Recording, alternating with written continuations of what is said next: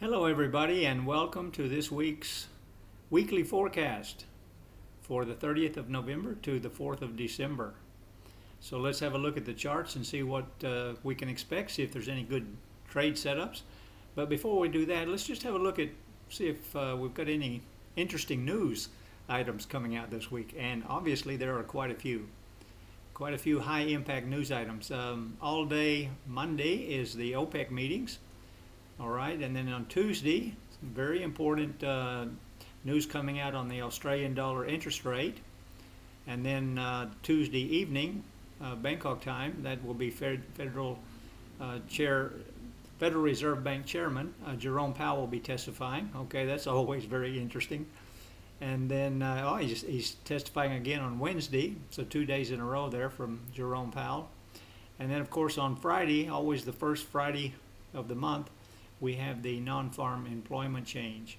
So lots of high impact news items that we need to be aware of. Keep your eye on those, and of course I will be posting in our local support group. All right, let's have a look at the charts and see what we've got here. If I can find my charts. Okay, here we go. All right, looking at gold, starting off with gold as I always do. All right, had a big drop on Friday, unexpected, but it happened. All right, and caught a few people unaware. And we got down to about, what was the low there on Friday, was about 1774. So what we're looking at now, we have strong support at 1765. That's our next strong support level. And on the weekly chart, that is the 50 moving average. So it's very, very significant if we can stay within that range. If it can bounce off of that, or if it should break below that, our next support is 1722. So that's what we need to be keeping our eyes on. Gold is definitely bearish and likely to continue down. And maybe we will consolidate at 1765, go sideways for a while, or perhaps if the sellers come in really strong, and the bears have been very, very strong in November, we could go on down to 1722. I'll have a signal for you in just a few minutes on gold, but I wanted to just scan through the daily charts and show you what I see on the big picture.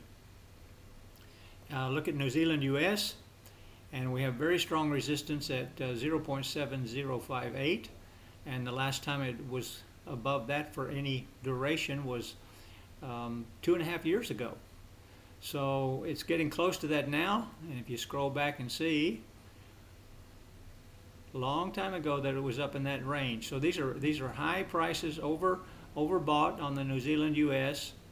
So we need to be cautious in this area here. The stochastic showing us 93, so overbought on the New Zealand US. We could start to see a turnaround as well on the odd US. These two, as you know, trade very similar. All right, have strong resistance, and the same thing, June of 2018 was the last time it was up in that range. Okay, way back in here. So it can still go higher, yes, but need to be cautious when it's up here and seems to be consolidating at this level, perhaps getting ready for a reversal. Then the pound US. Okay, the pound US is interesting. It's reached a resistance which it has not been able to stay above since May of 2018. It's coming up on 3 years. And you see every time it gets up there, it falls back down. Every time it gets up there, it falls back down. Every time it gets up there, it falls back down. So we could be seeing a turnaround on the British pound and the US dollar. British pound in general. It's coming up very close to decision time on Brexit, finally, and the news doesn't appear to be very good. It could turn out to be no deal Brexit, which is going to be a disaster for the British economy, and we could be starting to see a fall away even right now. It looks to be turning direction. Change of trend. US dollar CAD, well, it's really in a sad state, the US dollar. It hasn't been this low since March of 2018, almost 3 years. Okay, and it's really struggling, and we don't really have any clear sense of direction just yet on the USD CAD. US dollar Swiss franc, oh, it's been almost 6 years since it's been at this support level. 6 years ago. Okay, so there's no way in the world I will go short on the US dollar Swiss franc, even based on the weakness of the US dollar. And you see how many times it's come down here. This is just since July of this year.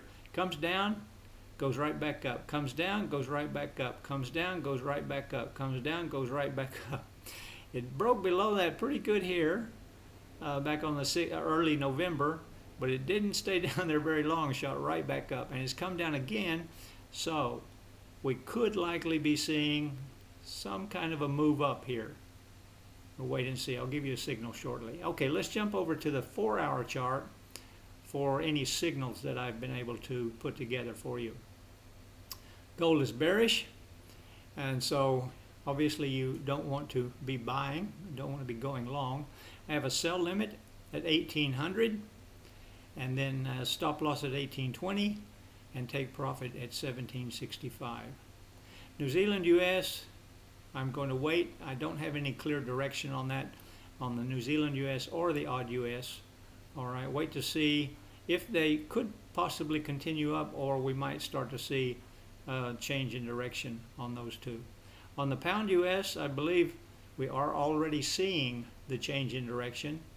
So I'm going with a sell limit. All right, it dropped really hard on Friday, so let it pull back. And entry point would be 1.3329, stop loss 1.3429, and your take profit 1.3229. Sell limit on the pound US. And then nothing on the USD CAD. Okay, I'm just going to wait and see. Wait and see.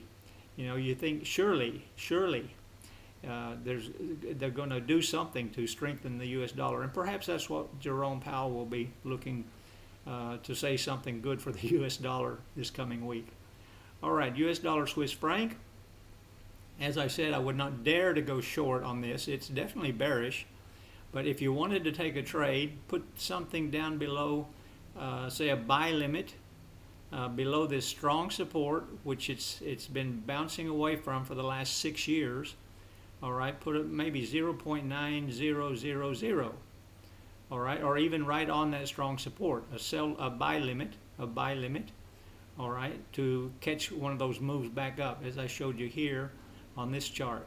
Put a buy limit here, or maybe break the difference between where it did reach before, 0.8982, all right, or maybe split the difference in 0.9007, somewhere in there, a buy limit, or you could put a buy limit right on that support level, which it has bounced off several times, okay?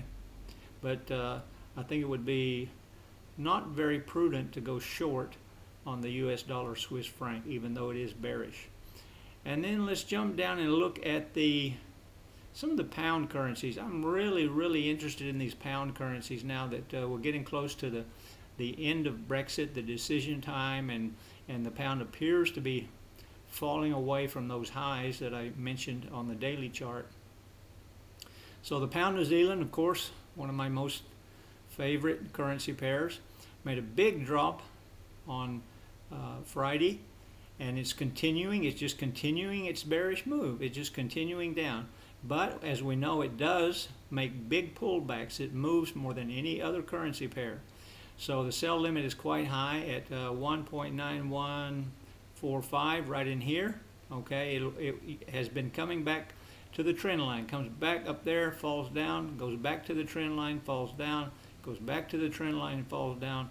So let's just let that pull all the way back with a sell limit at 1.9145, stop loss 1.9245, and take profit 1.8935. So bearish on the pound New Zealand.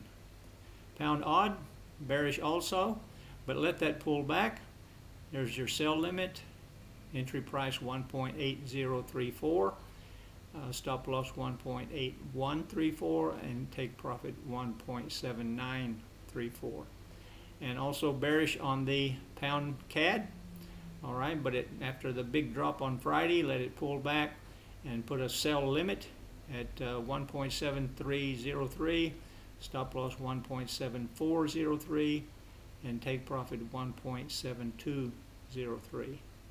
And then lastly, the pound Swiss. Same thing, okay? Sell limit, all right, a big drop on Friday as they all did. Let that pull back and get a better price. So place your sell limit at 1.2073, stop loss 1.2173, and take profit 1.1973. Okay, I hope that helps you a little bit, and remember that this is my perspective, what I see happening on the charts, and I'm not recommending or suggesting you take these same trades. It's up to you to manage your own account and to use good risk money management and protect your capital. Okay? All right, thanks for watching this video. I really appreciate it. I thank you very much, all of you that have subscribed. But if you haven't subscribed, just be sure and click on my profile photo there. I believe that's a subscribe button. And be sure and click on the little bell. You'll get a notification every time I make one of these videos or any other videos. All right? Okay, thanks for watching again, and have a great day wherever you are in the world. Have a great week of trading. Take care and bye-bye.